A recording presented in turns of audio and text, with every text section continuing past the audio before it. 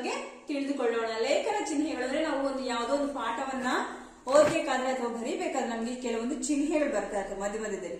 ಆ ಚಿಹ್ನೆಗಳು ಯಾವ್ಯಾವು ಅಂತ ನಾವಿಲ್ಲಿ ತಿಳ್ಕೊಳ್ಳೋಣ. ಮೊದಲು ನಾವು ಪಾಠ ಓದ್ಬೇಕಾದ್ರೆ ಸರಾಗವಾಗಿ ಓದ್ಬಿಡ್ಬಾರ್ದು. ಚಿಹ್ನೆಗಳು ಕೊಟ್ಟಿರ್ತಾರೆ, ಕಾಮ, ಫುಲ್ ಸ್ಟಾಪ್, ಪ್ರಶ್ನಾರ್ಥಕ ಚಿಹ್ನೆ, ಅರ್ಧ ಅಲ್ಪ ವಿರಾಮ, ಅರ್ಧ ವಿರಾಮ ಎಲ್ಲ ಚಿಹ್ನೆಗಳು ಕೊಟ್ಟಿರ್ತಾರೆ.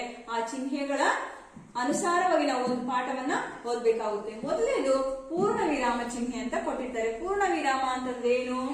ಒಂದು ವಾಕ್ಯ ಆಗಿದ ತಕ್ಷಣ ಕೊನೆಯಲ್ಲಿ ಬರೋದು. ನಾವು ಎಲ್ಲಿ ವಾಕ್ಯವನ್ನ ಸ್ಟಾಪ್ ಮಾಡಿರ್ತೀವಿ ಅಲ್ಲಿ ಫುಲ್ ಸ್ಟಾಪ್ ಅಂತ ಬರುತ್ತೆ. ಫುಲ್ ಸ್ಟಾಪ್ ಅಂತ ನಾವು ಇಂಗ್ಲಿಷ್ ಅಲ್ಲಿ ಹೇಳ್ತೀವಿ, ಕನ್ನಡದಲ್ಲಿ ಪೂರ್ಣ ವಿರಾಮ ಚಿಹ್ನೆ ಅಂತ ಕರಿತೀವಿ. ನೆಕ್ಸ್ಟ್ ಮತ್ತೊಂದು ಅರ್ಧ ವಿರಾಮ ಚಿಹ್ನೆ. ಅರ್ಧ ವಿರಾಮ ಅಂತಂದ್ರೆ ಅರ್ಧ ವಿರಾಮ ಈ ತರ ಆಗ್ತೀವಿ, ವಾಕ್ಯಗಳ ಮಧ್ಯದಲ್ಲಿ ಬರ್ತಾ